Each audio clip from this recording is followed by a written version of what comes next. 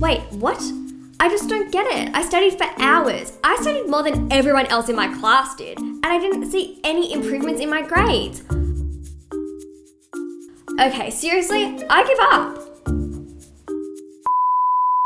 Hey guys, so today I thought that I would take this as an opportunity to make an episode all about how to actually boost your grades. Because so many of you write into me all the time, you inbox me on Instagram. If you're not following me already, it's @StudyWithJess. But yeah, you guys are always mentioning to me that you really want to improve in your grades and you're studying so incredibly hard and you're just not seeing results.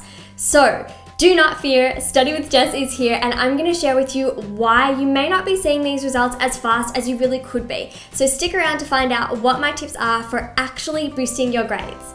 Also, if you're not already subscribed, then be sure to click that little subscribe button. It's a little red one down below so that you can be notified every time I post up all of my study tip episodes. Alright guys, let's get into my tips for today's episode.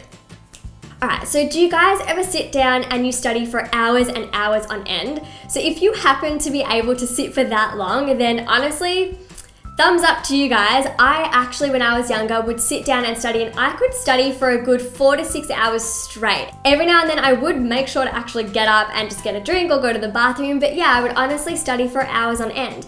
And then I realized that studying for hours on end does not mean that you're going to get better grades. So remember this is tip number 1. Studying more does not necessarily guarantee you better grades. It's actually really important that you do take breaks regularly. So like I always say guys, you should be studying for around 25 to 30 minutes at a time and then taking a short 5 to 10 minute break.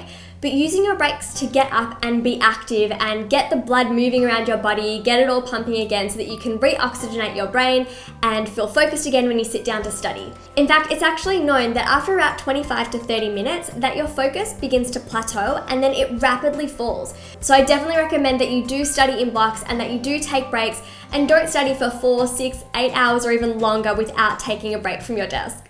So it's really important that you know that you don't actually have to sacrifice your social life and stop seeing your friends and your family or sacrifice your hobbies just so that you can get good grades. You don't have to spend all of your time studying.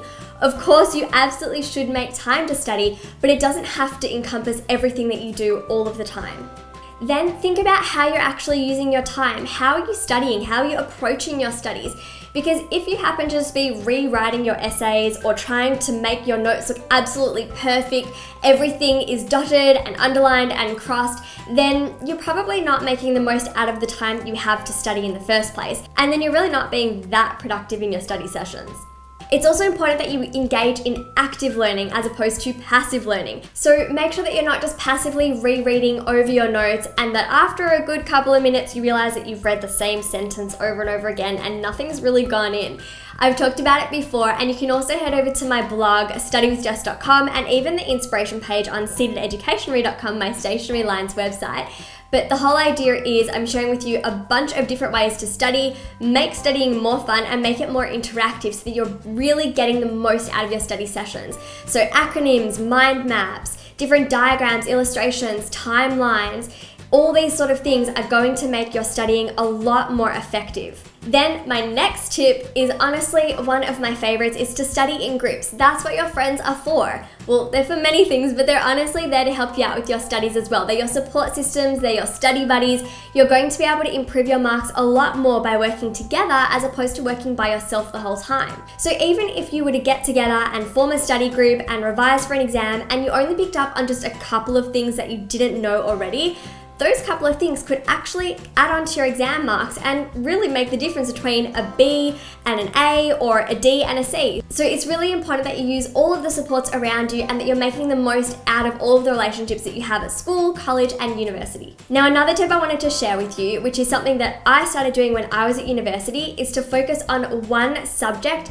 every single time I sat down to study. So instead of focusing on a range of different topics and a range of different subjects and trying to get through as much as I possibly could in one seating, I really think it's important to focus on one thing at a time. It's going to make it a lot more easy for you to retain all of that information and focus on it better. You want to give it your undivided attention. You don't want to overload your brain with a whole bunch of different information in the one seating. Also, this way you'll be less likely to get confused between all of the information you're learning, especially if some of the topics are a little bit similar. So something that I used to do when I was at uni is a friend of mine and I would write down a couple of different subtopics we were going to focus on for that study session, and we'd write this down on a whiteboard to give us a little bit of guidance and structure for our study sessions for that afternoon, and then we would work our way through them. Afterwards, we would take a little bit of a break, and after the break, we could come back and focus on a different topic. So just remember, if you're not getting the grades that you wanted, it does not mean that you are not smart. It just means you have to try a different approach, and maybe it's just how you're going about your study sessions that are the reason you're not seeing the results that you really want. And I've actually shared this quote before. I don't know if I've shared it on my YouTube channel, but in case I haven't, I wanted to share it today. It's when something doesn't go right, go left. The whole idea is if something's not working, try a different approach, because there are many potential solutions to a problem. You just have to keep trying and persevering, and eventually you're going to get there. So if you guys found today's episode helpful, then show me some love and thumbs up this video, and also subscribe to my channel if you're not already subscribed so you don't miss out on more of my study tip episodes. I really hope you found today's episode helpful for boosting your grades, and I will see you next week with another episode. I love you guys. Bye.